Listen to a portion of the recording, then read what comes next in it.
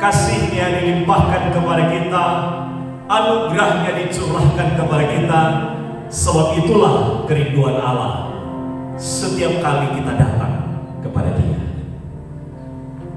Mari kita menenangkan diri kita di hadapan Allah dan memohonkan kelayakan daripadanya memasuki ibadah pada pagi hari ini.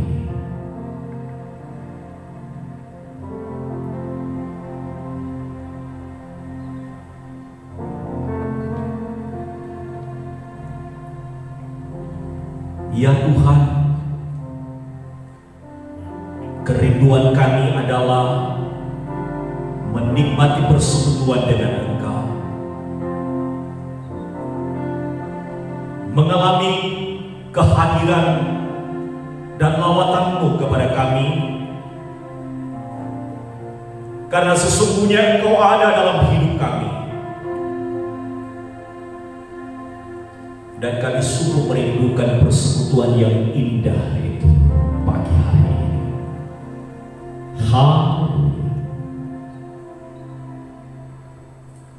Mari jemaat sekalian kita bangkit berdiri bersama-sama.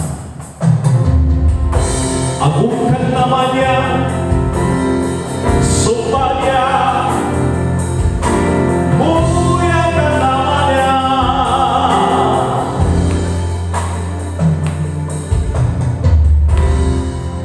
Ku masuk ke hadirat-Mu di tempat kudus-Mu, Tuhan. Tiada kata-kata selain puji dan sembah.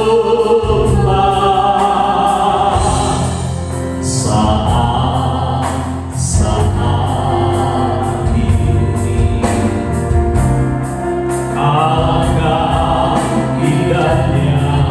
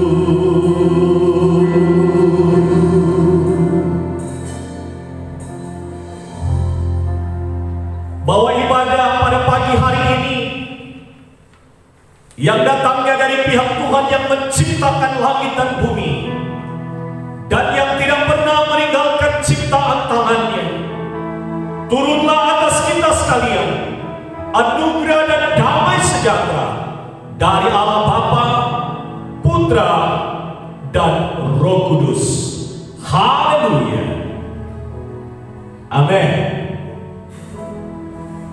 Puji Tuhan Bapak Ibu, kita bersuka cita bersama karena Allah yang telah memenangkan kita melalui Injilnya oleh kekuatan Roh Kudus yang harus terus kita kumandangkan untuk mengirimkannya, untuk memberitakannya kepada dunia. Haleluya.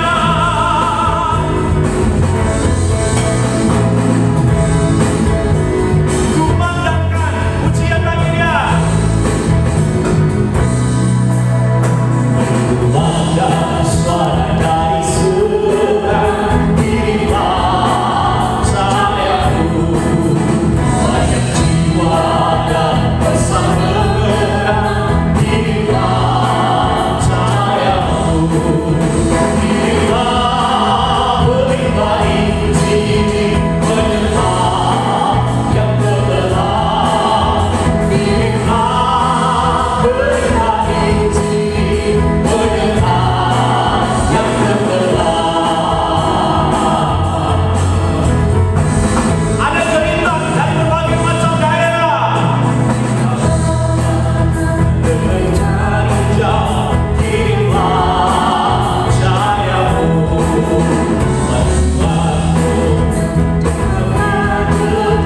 Kirimlah cahayamu. Kirimlah pelita Injil penyerah yang terbelah.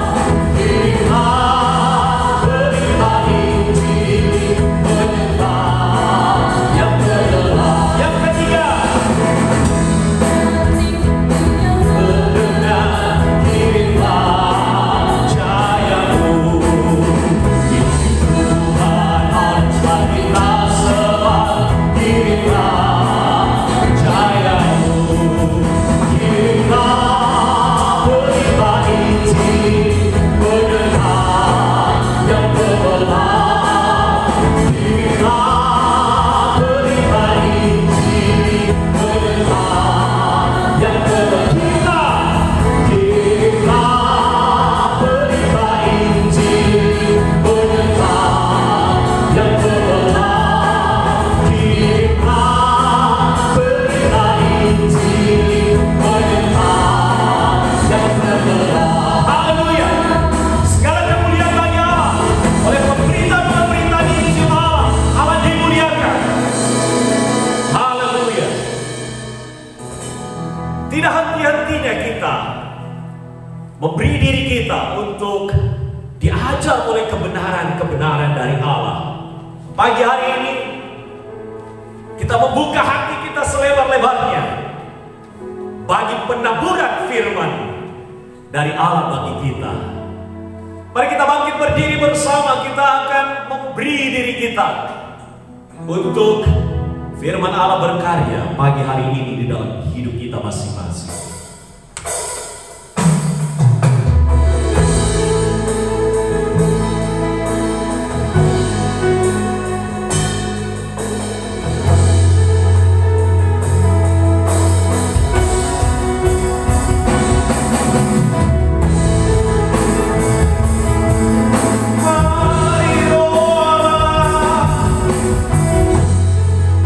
Berkaryalah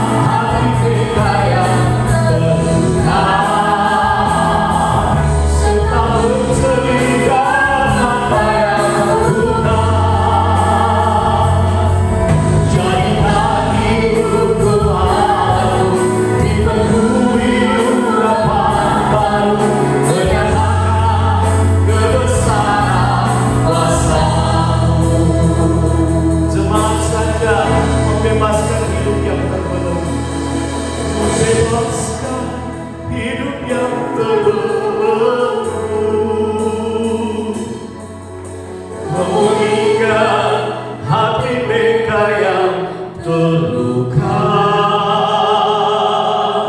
serta mencelikan mata yang buta.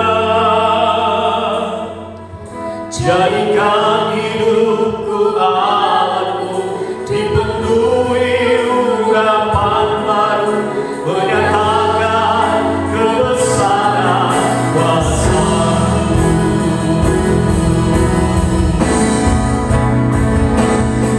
Membebaskan hidup yang terbentuk, memulihkan hati bebas yang terluka, serta mencelikan mata yang buta. Jadikan hidupku alatmu, dipenuhi urapan baru, menyatakan kebesaran, menyatakan kebesaran, menyatakan kebesaran kuasa-Mu, menyatakan kebesaran kuasa-Mu. Tuhan, kami terus mengharapkan lawatan-Mu terjadi kepada kami pada pagi hari ini. Apa yang sedang menjadi pergumulan kami, apa yang sedang menjadi kerinduan kami berdoa kiranya Tuhan Engkau akan mengabulkannya. Dan kami berdoa kiranya firman-Mu yang datang kepada kami akan melawat setiap kami pada pagi hari ini. Yang sakit Engkau jamah, yang susah Engkau hiburkan, yang dalam keadaan cemas dalam hidupnya Kau bebaskan, yang dalam keadaan kekurangan Tuhan kiranya curah berkat-Mu tercurah atas kami. Dan saat ini biarlah Engkau melawat setiap kami dan menjamah kami, sehingga kami selesai dari ibadah ini ada sukacita Allah yang luar biasa bergelora dari hati kami, oleh karena Engkau telah melawat dan menjamah kami. Roh Kudus, tolonglah kami untuk dapat mengerti, memahami apa yang menjadi pikiran-pikiran daripada Kristus yang sudah disampaikan kepada kami. Karena kami telah siap untuk menerima firman. Di dalam nama Tuhan Yesus kami berdoa. Haleluya, haleluya.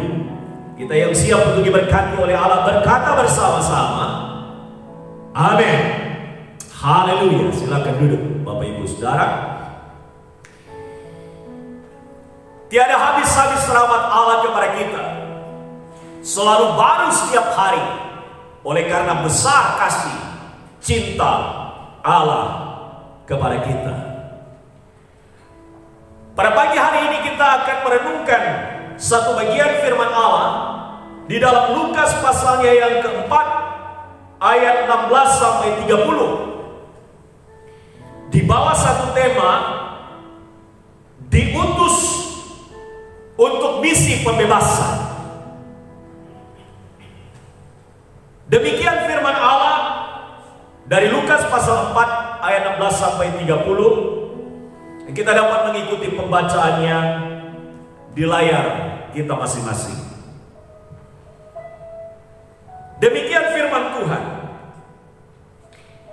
Ia datang ke Nazaret, maksudnya adalah Yesus, tempat ia dibesarkan. Dan menurut kebiasaannya, pada hari Sabat ia masuk ke rumah ibadah, lalu berdiri hendak membaca dari Alkitab. Kepadanya diberikan kitab Nabi Yesaya, dan setelah dibukanya ia menemukan nas di mana ada tertulis, Roh Tuhan ada padaku, oleh sebab ia telah mengurapi aku untuk menyampaikan kabar baik kepada orang-orang miskin, dan ia telah mengutus aku untuk memberitakan pembebasan kepada orang-orang tawanan dan penglihatan bagi untuk membebaskan orang-orang yang tertindas, untuk memberitakan tahun rahmat Tuhan telah datang.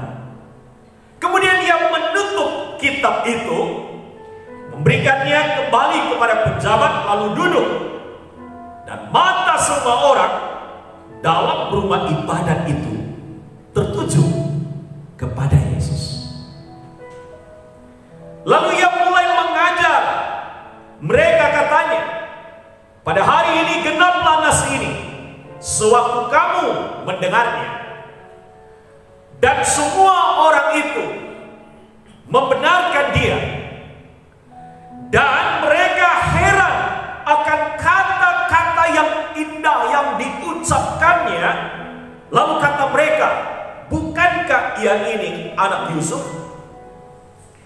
Maka berkatalah ia kepada mereka, tentu kamu akan mengatakan pepatah ini kepadaku, hai tabib, sembuhkanlah dirimu sendiri, berbuatlah di sini juga di tempat asalmu ini segala yang kami dengar yang telah terjadi di Kapernaum. Dan katanya lagi, aku berkata kepadamu, sesungguhnya tidak ada nabi yang dihargai di tempat asalnya. Dan aku berkata kepadamu, dan kataku ini benar, pada zaman Elia terdapat banyak perempuan janda dari Israel ketika langit tertutup selama 3 tahun dan 6 bulan, dan ketika bahaya kelaparan yang hebat menimpa seluruh negeri. Tetapi Elia diutus bukan kepada salah seorang dari mereka, melainkan kepada seorang perempuan janda di Sarfat di tanah Sidon. Dan pada zaman Nabi Elisa banyak orang kusta di Israel, dan tidak ada seorang pun dari mereka yang ditahirkan selain daripada Naaman orang Syria itu. Mendengar itu sangat marahlah semua orang yang di rumah ibadat itu. Mereka bangun lalu menghalau Yesus keluar kota dan membawa dia ke tebing gunung tempat kota itu terletak, untuk melemparkan dia dari tebing itu. Tetapi ia berjalan lewat dari tengah-tengah mereka lalu pergi. Berbahagialah kita yang membaca, yang mendengar, merenungkan firman Allah, dan lebih khusus berbahagia bagi mereka yang melakukannya. Bapak Ibu Saudara, satu kisah heroik yang terjadi pada 31 Maret tahun 1981.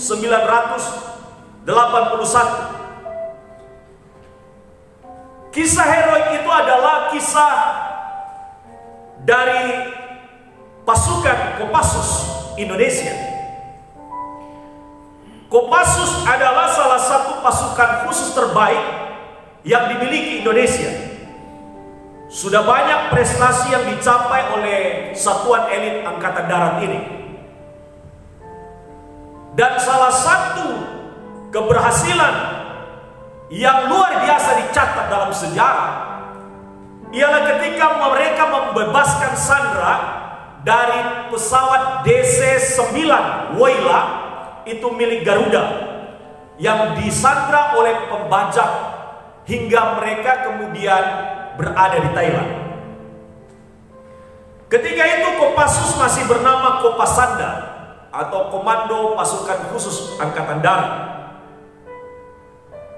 Mereka berhasil melumpuhkan pembajak dan membebaskan sandera dalam penyerbuan hanya 3,5 menit. Luar biasa. Peristiwanya menegangkan, dan keberhasilan yang sangat fantastis ini dari pasukan khusus Indonesia ini itu membuat dunia tercengang, karena sebelumnya belum pernah ada negara di dunia ketiga yang berhasil membebaskan pesawat yang disandra. Walaupun demikian, tapi ada juga yang menjadi korban. Pilot mati tertembak. Dan salah satu pasukan khusus tertembak di bawah perut yang tidak ada pelindung anti pelurunya. Dan satu orang yang naik di atas pesawat yang melarikan diri, mencoba melarikan diri sebelum pasukan khusus datang, melarikan diri, itu ditembak di landasan oleh para pembaca. Tetapi seluruh pembaca akhirnya dapat dilumpuhkan. Bahkan ketika salah seorang pembajak melarikan diri dalam serangan 3,5 menit itu, dan di ujung landasan dia juga dihabisi. Bapak, Ibu, Saudara, kisah heroik ini adalah sesuatu yang dicatat secara luar biasa dalam sejarah Kopassus yang membuat gempar dunia. Nah, di teks yang kita baca ada yang lebih hebat lagi dan luar biasa. 2000 tahun lebih yang lalu ada peristiwa yang besar dan sangat luar biasa yang dampaknya sampai hari ini masih kita rasakan dampaknya, bahkan dia melintasi batas waktu. Oleh karena peristiwa itu luar biasa. Peristiwa itu adalah misi Allah di dalam Yesus Kristus, misi pembebasan manusia dari dosa yang dikerjakan oleh Yesus Tuhan kita. Luar biasa, melebihi daripada semua peristiwa heroik dan luar biasa di dalam dunia ini. Misi pembebasan yang dilakukan oleh Yesus sudah dibuatkan oleh Yesaya, seorang nabi besar, lebih kurang 730 tahun sebelum Yesus memulai misi pembebasannya. Nats yang kita baca itulah yang dibaca oleh Yesus, nats yang menubuatkan dirinya. Justru nats itulah yang dibaca oleh Yesus ketika dia masuk di dalam sebuah rumah ibadah. Dia membacanya di dalam Yesaya pasal 61 ayat 1 sampai dengan ayat yang kedua. Dan Yesus berkata setelah dia membaca dua ayat yang luar biasa itu, dia mengatakan di dalam Lukas pasal 4 ayat 21, katanya, pada hari ini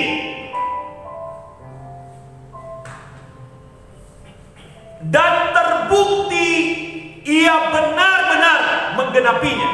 Apa itu? Bahwa nas itu sudah digenapi hari ini. Itu kata-kata Yesus. Dan memang benar dia menggenapinya. Dia sendiri yang menggenapi ayat yang dia baca tersebut. Nah, sekarang pertanyaan kuncinya, apa misi pembebasan yang telah dilakukan oleh Yesus Tuhan kita? Di dalam nats yang kita baca, misi pembebasan yang dilakukan oleh Tuhan Yesus yang pertama adalah membebaskan orang-orang tawanan. Ayat yang ke-18. Banyak orang yang ditawan oleh iblis dan dilepaskan oleh Yesus. Banyak orang yang ditawan oleh dosa. Yesus memberikan pengampunan. Ketika seorang wanita yang tertangkap basah berbuat zina dibawa kepada Yesus, orang-orang ahli Taurat dan Farisi datang dan berkata, perempuan ini telah berbuat zina dan menurut hukum dia harus dilempari dengan batu sampai mati. Lalu Yesus berkata, kalau ada di antara kamu yang tidak berbuat dosa, biarlah pertama kali melempari dia. Apa yang terjadi? Mereka sadar bahwa mereka adalah orang berdosa. Lalu mereka undur dari hadapan Yesus dan perempuan itu. Dan ketika Yesus kemudian menatap kepada perempuan itu, Yesus berkata, di manakah mereka? Dan wanita itu tentu mengetahui bahwa mereka semua telah mengundurkan diri dari hadapan Yesus dan hadapannya. Dan Yesus berkata, dia tidak menghakimi orang itu. Dia berkata, pulanglah dan jangan berbuat dosa lagi. Yesus memiliki memiliki otoritas untuk mengampuni dosa. Tidak ada manusia yang diberikan otoritas untuk mengampuni dosa daripada manusia, kecuali Dia adalah Allah. Itu yang pertama. Yang kedua, misi pembebasan Yesus adalah di ayat yang ke-19. Yang kedua, penglihatan bagi orang-orang buta. Nah, banyak orang yang mengalami kebutaan dibawa kepada Yesus, dan Dia menyembuhkan mereka. Mereka yang tidak dapat melihat sebelumnya, orang itu disembuhkan oleh Yesus. Dan luar biasa, ketika orang-orang datang kepadanya, dan banyak orang yang tak terperhatikan, dan Yesus dikatakan menaruh belas kasihan kepada mereka. Itulah yang dikerjakan oleh Yesus. Dia mengerjakan segala sesuatu karena Dia melihat mereka menderita.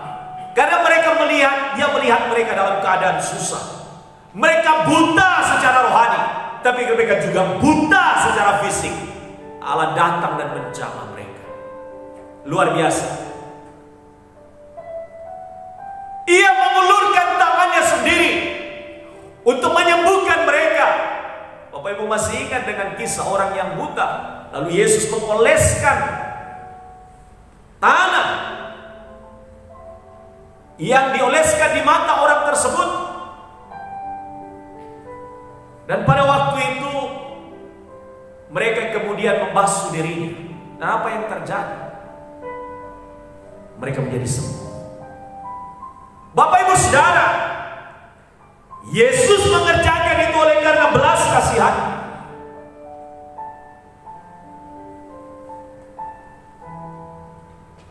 Misi pembebasan Allah ialah yang ketiga, membebaskan orang-orang yang tertindas. Ada banyak orang yang diperlakukan secara tidak adil. Dan kita tahu pada masa itu umat Yahudi berada di dalam sebuah penjajahan oleh pemerintah Romawi. Mereka tidak bebas. Mereka tidak bisa mengalami kemerdekaan. Itulah sebabnya mereka mengharapkan Yesuslah yang akan membawa berita pembebasan kepada mereka. Yesus yang akan memberita atas mereka. Itulah sebabnya mereka sangat mengharapkan Yesus menjadi pemimpin, tapi di dalam pikiran mereka adalah pemimpin secara politis. Tapi Yesus melebihi semuanya itu. Dia membawa keadilan dari kerajaan Allah.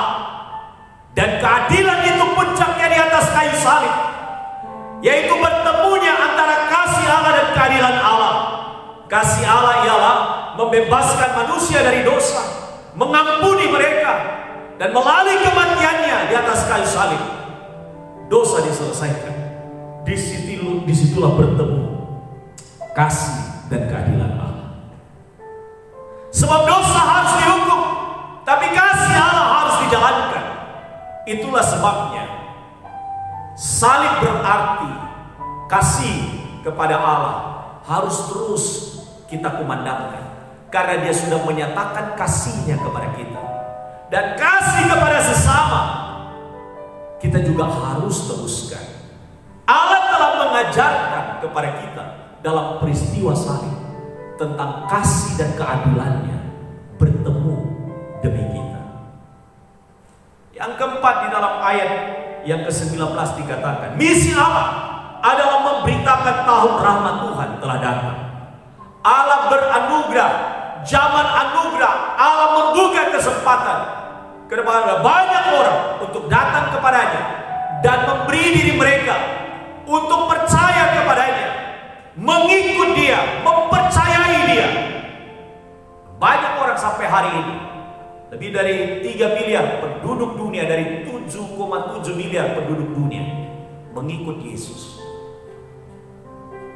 Bapak Ibu Saudara, apakah misi ini sudah berhenti? Tidak.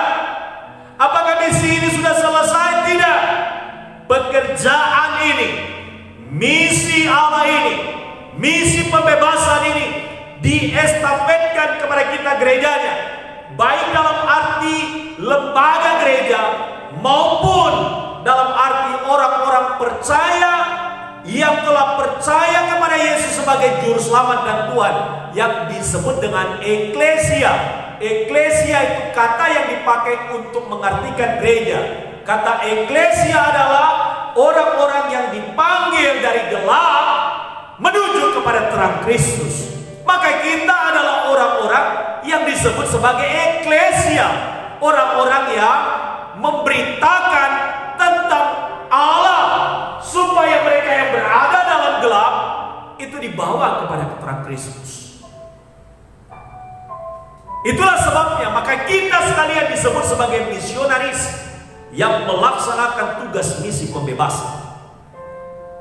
Nah, sekarang ada 4 misi pembebasan yang diestafetkan kepada kita oleh Yesus Tuhan kita, yang Dia sudah laksanakan dan sekarang diestafetkan untuk kita teruskan.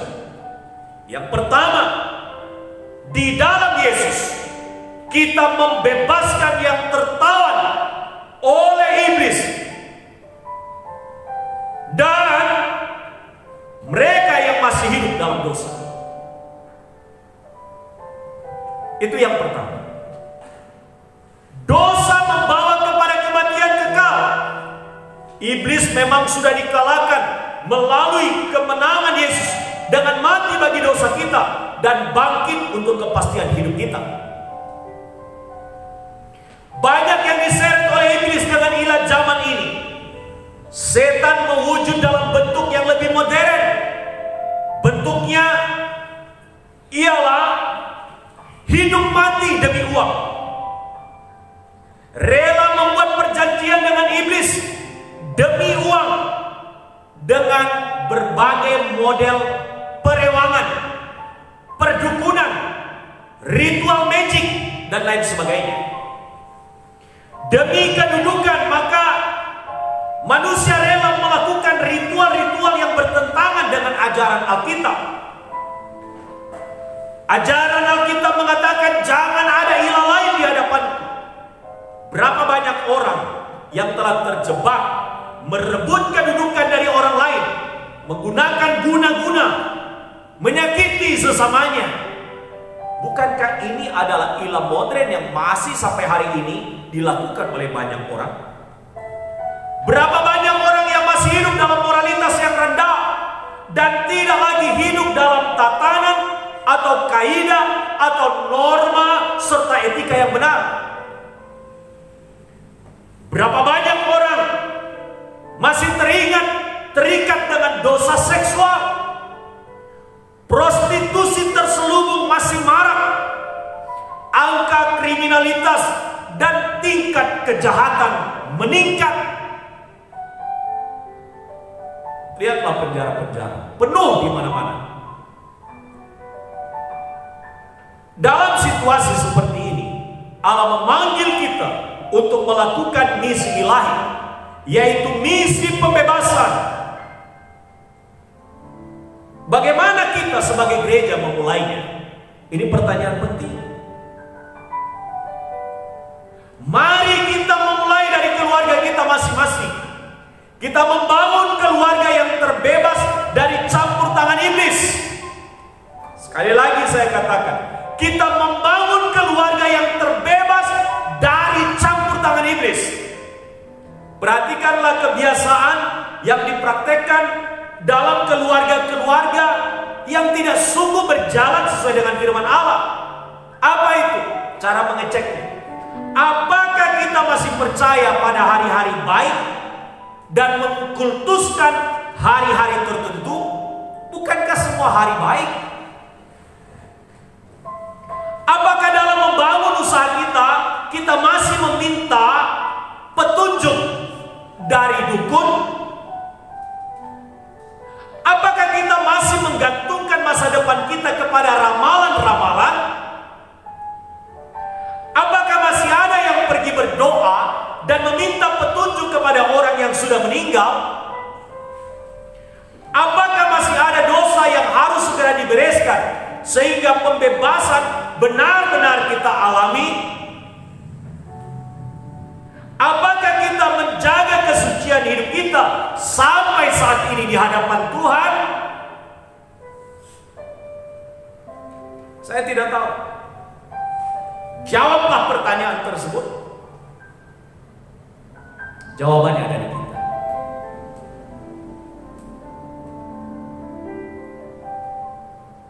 Dan jika kita masih terlibat dalam hal-hal yang demikian, hari ini ambil jalur pertobatan sebelum terlambat.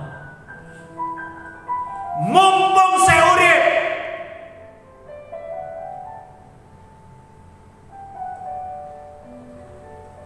ambil keputusan untuk membereskannya di hadapan Allah. Misi yang kedua yang diestafetkan kepada kita adalah misi pembebasan dari kegelapan. Bapak Ibu Saudara, kita diutus untuk membawa terang Kristus bagi mereka yang buta secara rohani. Tetapi ini juga berarti bahwa kita membawa misi membebaskan orang dari kebodohan karena ketiadaan penglihatan rohani dan kepekaan terhadap perkara-perkara rohani yang mungkin dialami oleh mereka. Pembinaan secara rohani dimulai dari keluarga, gereja, orang percaya. Semua mempunyai tanggung jawab yang sama. Kita tidak dapat memberi tanggung jawab kepada orang lain dalam hal membina kehidupan kerohanian keluarga kita. Masing-masing kita bertanggung jawab, bahkan untuk diri kita sekalipun. Gereja, lembaga Kristen bertanggung jawab mencerdaskan umat manusia. Mereka melihat Allah di dalam dan melalui pengajaran-pengajaran akan kebenaran harus tetap konsisten dikumandangkan dan tidak boleh berhenti sampai Yesus datang. Bahkan orang-orang ketika Yesus membaca Yesaya pasal 61 ayat 1 sampai 2. Indah sekali kata mereka. Tapi apa yang terjadi setelah itu? Khotbah Yesus mungkin tajam berbicara kepada mereka. Khotbah Yesus mungkin datang berbicara secara lebih dalam di dalam hati mereka, mengusik mereka selama ini, sehingga pada akhirnya dikatakan mereka hendak melemparkan Yesus dari tebing. Tapi Yesus dikatakan berlalu dari tengah-tengah mereka. Bapak Ibu, bagaimana pada saat yang sama mereka bisa menerima firman itu dengan keindahan, tapi pada saat yang sama ada satu ketidakrelaan ketika mereka dikoreksi oleh kebenaran firman Allah. Itulah sebabnya Bapak Ibu, kebenaran-kebenaran firman Allah ketika datang berbicara kepada kita bukan hanya untuk menyenangkan telinga kita sesaat, tetapi tujuannya adalah untuk memotong bagian-bagian yang memang sudah kotor dari hidup kita, memotong bagian-bagian yang memang perlu dipotong dari kehidupan kita, supaya jangan dia mematikan seluruh kehidupan kita. Dan saudara relakan itu. Ada yang tersinggung ketika seseorang mendengar khotbah dari hamba Tuhan. Dan selesai khotbah dia menemui hamba Tuhan tersebut dan dia berkata, "Mengapa Bapak menyampaikan firman sepertinya itu diarahkan kepada saya?" Saudara-saudara, Roh Kudus datang dan berbicara melalui hambanya. Kita hanya membutuhkan kerelaan hati untuk bisa menerima kebenaran firman Allah itu, karena dia mengasihi kita. Bagian itu hari itu mungkin itulah yang sangat diperlukan oleh ibu ini. Tapi hamba Tuhan itu berkata demikian. Dia bilang, sangat baik kalau ibu tersinggung dengan khotbah saya. Itu berarti ibu memberikan perhatian terhadap firman itu. Karena itu berilah hati untuk dirubah oleh kebenaran firman Allah. Pembebasan dari kegelapan juga berarti pembebasan dari segi ilmu pengetahuan. Kekristenan harus maju dalam pengetahuan untuk kesejahteraan diri, kelompok, masyarakat, gereja, daerah, dan bangsa. Banyak orang-orang percaya terpercaya, orang-orang cendekiawan, ilmuwan yang telah membawa perubahan besar bagi berbagai macam bidang di dalam dunia ini, dan mereka adalah anak-anak Tuhan. Seluruh bidang harus menjadi tanggung jawab kita untuk hadir di dalamnya dengan kapasitas keilmuan yang mumpuni dari anak-anak Tuhan. Seluruh orang percaya memiliki tekad yang kuat untuk mendorong diri kita, keluarga kita, memiliki pendidikan yang lebih baik dan lebih benar. Bapak Ibu jangan sedih. Pendidikan dapat kita tempuh pada jalur formal, tetapi juga bisa pada jalur non formal. Melalui pengetahuan dan kecerdasan, pikiran kita terbuka dan kita memuliakan Allah di dalam pengetahuan dan kecerdasan yang Allah anugerahkan. Kekristenan harus terus berkiprah dalam perkembangan pengetahuan dan teknologi. Kita sudah menjalani dan dipaksa akhirnya karena corona untuk hidup dalam revolusi industri 4.0 yang kita bincangkan pada tahun-tahun yang lalu. Ditandai dengan berkembangnya internet,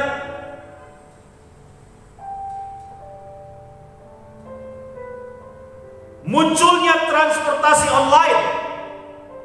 Ada Gojek, ada Grab, ada Uber, berjualan secara online. Dunia keuangan memakai financial technology, semua hanya di smartphone, hanya dengan gadget yang ada di tangan kita. Semuanya dikerjakan. Kita tidak perlu ke bank kalau mau menabung. Kalau kita mau menjalankan usaha, kita hanya memakai smartphone. Revolusi 4.0 mengubah dunia industri, pekerjaan, pelayanan gereja, cara berkomunikasi, bahkan berbelanja, bertransaksi, juga termasuk dunia pendidikan hingga gaya hidup kita. Karena itu dibutuhkan keterampilan di era ini.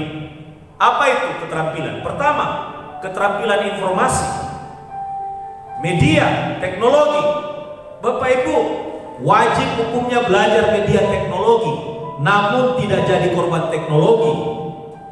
Antisipasi masalah besar apa itu? Kita seringkali membaca hoax. Tapi juga memudahkan ibu-ibu. Ibu-ibu kalau masak kue, kalau mau masak apa saja di rumah, tidak tahu cara meraciknya, apa bumbunya, tinggal panggil Mbah Google.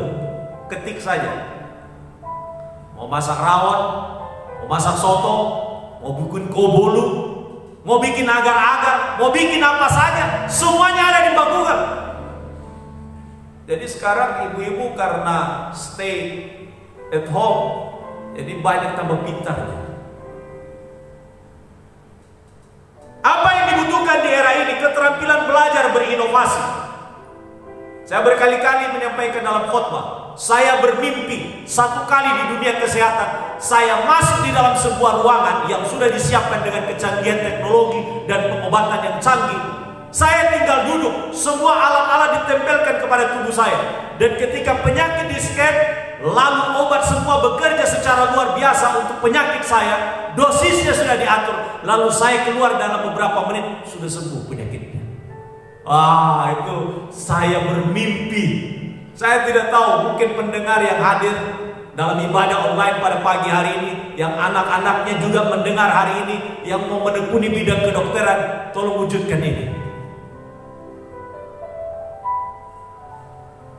Bukan tidak mustahil itu terjadi. Keterampilan berikutnya yang harus kita miliki adalah keterampilan dalam hidup dan belajar. Kita mudah mendapatkan informasi melalui media sosial, tapi kita tidak boleh terjebak terus di dalamnya. Keterampilan yang keempat, kemampuan dalam komunikasi yang efektif. Komunikasi kita melalui media yang sehat, untuk kita, untuk anak-anak kita, dan untuk orang di sekitar kita. Jaga keluarga kita dari efek-efek negatif dari media dan teknologi. yang ketiga yang diestafetkan kepada kita adalah misi pembebasan orang yang tertindas. Ini berbicara ketidakadilan sosial. Ini berbicara tentang gender. Ini berbicara tentang penghargaan terhadap hidup orang lain.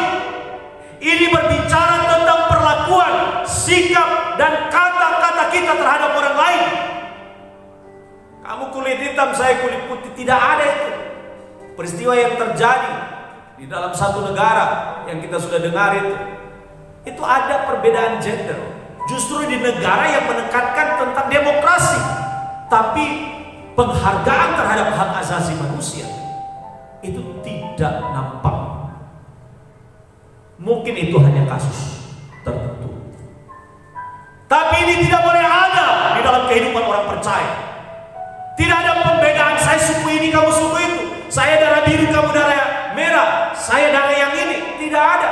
Kamu dari golongan yang ini, saya dari golongan yang itu. Kalau masih ada dalam gereja Tuhan, sesungguhnya kita tidak sedang membawa misi pembebasan.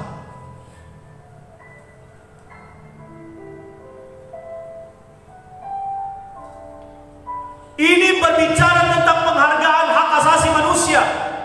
Ini berbicara tentang bagaimana kita memandang dan menilai orang lain seperti Yesus memandang dan menghargai orang lain. Seperti itu juga kita memandang dan menghargai orang lain. Jangan pernah merendahkan orang, karena kita semua sama di hadapan Tuhan. Kita dari debu tanah dan kembali kepada debu tanah. Mari kita kembangkan di dalam persekutuan kita, di dalam kebersamaan kita dengan orang lain, untuk menghargai orang lain, untuk menghormati orang lain, untuk mengedepankan hak-hak orang lain. Pepatah Minang berkata, lama dia waktu tujuh orang. Kalau enak dengan kita, seharusnya orang lain juga harus juga merasakan enaknya kita itu enak juga di mereka. Kalau kita melakukan sesuatu, kita harus bisa bertoleran dengan orang lain. Jangan enak di kita, tidak enak di orang lain. Itu namanya egois. Mari dalam prinsip hidup kita terapkan itu. Kita mengedepankan orang lain. Yesus telah menempatkan penghargaan terhadap siapapun, dengan latar belakang apapun ketika dia berada dalam dunia. Dia bertemu dengan wanita Samaria dan memberitakan berita keselamatan. Bapak Ibu tahu, orang Yahudi tidak suka dengan orang Samaria. Ada faktor sejarah. Dan ini tidak boleh terjadi. Dia membebaskan orang yang dirasuk setan. Dia melayani orang berdosa. Dia melayani orang Farisi, orang Saduki yang kadang-kadang berseberangan dengan pikirannya, sehingga ada beberapa yang bertobat. Kita tahu ada Nikodemus yang datang pada malam hari kepada Yesus. Hatinya dijamah oleh Tuhan. Luar biasa. Yang terakhir, sebagai penutup dari khotbah pada pagi hari ini, misi yang keempat adalah yang diestafetkan kepada kita oleh Yesus Kristus, adalah misi untuk memberitakan bahwa masih ada anugerah Allah. Allah masih berkasih karunia, memberi kesempatan kepada sebanyak mungkin orang untuk datang kepadanya. Itulah sebabnya sampai hari ini Yesus belum datang. Masih memberi kesempatan kepada orang untuk datang dan diselamatkan. Dan melalui kita berkejar-kejaran untuk hal itu. Bukan sekedar dikhotbahkan, tapi bagaimana tentang berita anugerah itu bisa sampai kepada setiap orang. Kata memberitakan di dalam kitab ini, dalam arti yang lain dalam bahasa aslinya, adalah mengkhotbahkan. Kata yang dipakai adalah kerusai, dari kata keruso. Artinya apa? Arti lainnya adalah beritahukan, ceritakan, memuji Dia secara terbuka di hadapan umum. Kita jangan malu untuk menyaksikan siapa kita sebagai pengikut Yesus. Itu maksudnya. Jadi bukan sekedar dikhotbahkan, tetapi mengkhotbahkan itu sebagai sesuatu hal yang hidup dalam hidup kita, seperti khotbah saya pada minggu yang lalu. Ini adalah waktu yang tepat untuk kita memberitakan rahmat atau anugerah Tuhan, keselamatan dari Tuhan. Anugerah yang diberikan secara cuma-cuma. Karena itu Bapak Ibu Saudara, saya menyimpulkan firman Tuhan untuk kita pada pagi hari ini. Ada 4 misi pembebasan yang diteruskan kepada kita oleh Yesus Kristus. Ialah yang pertama, kita membebaskan orang yang tertawan oleh iblis dan masih hidup di dalam dosa. Yang kedua, kita mengemban misi pembebasan dari mereka yang masih ada dalam kegelapan. Yang ketiga ialah kita mengemban misi dari Allah, yaitu misi pembebasan bagi orang-orang yang tertindas. Dan yang terakhir adalah misi untuk memberitakan bahwa masih ada anugerah Allah bagi mereka. Amin. Kita berdoa.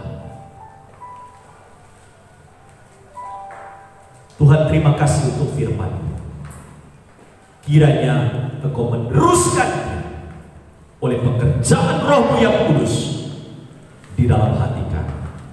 Dalam nama Yesus kami berdoa. Amin.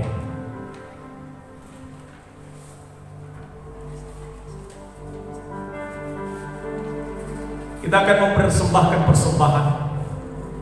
Berilah yang terbaik dari hati kita dan kerelaan kita. Baik persembahan umum kita, persembahan perpuluhan kita, persembahan syukur kita, terlebih hidup kita dipersembahkan.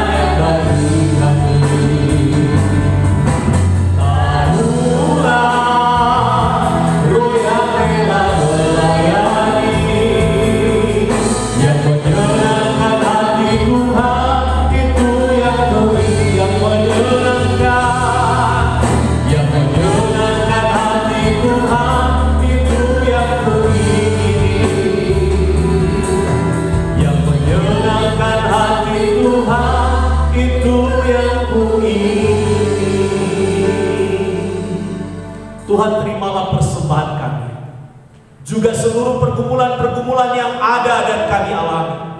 Kami percaya Engkau adalah Allah yang bukan hanya mendengar doa dan seruan kami, tetapi Allah yang memberi jalan keluar kepada kami. Apapun pergumulan kami, apapun yang sedang kami hadapi, kami percaya Allah adalah solusi yang terbaik kepada kami dalam situasi apapun. Baik yang kami ungkapkan maupun yang tak terungkap Engkau berkasih karunia kepada setiap kami. Terima kasih ya Tuhan, kami menyerahkan diri kami, keluarga kami, gereja kami, kota kami, bangsa kami, bahkan seluruh gereja-gereja di dunia. Kiranya di situasi COVID-19 ini, Allah tetap melindungi, menjagai, memelihara kami. Cukupkan segala sesuatu yang kami butuhkan. Dan kiranya kami boleh bersuka cita karena kasih karunia serta berkat. Dalam nama Yesus kami berdoa. Haleluya. Amin. Saya mengundang kita bangkit berdiri bersama-sama. Selamatlah jiwaku, selamatlah jiwaku.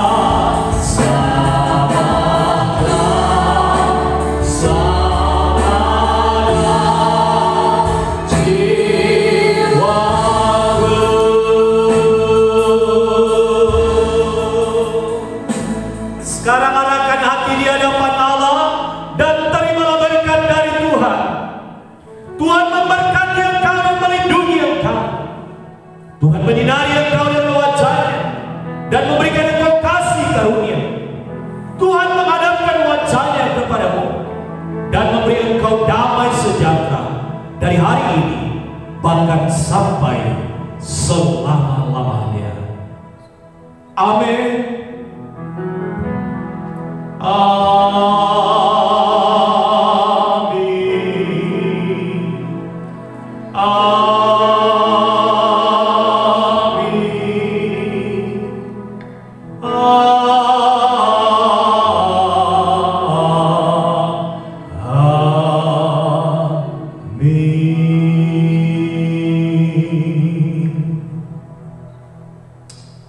Silakan duduk dan ambil sang teduh sejenak.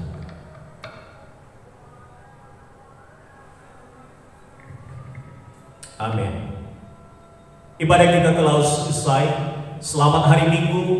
Tuhan beserta kita. Amin.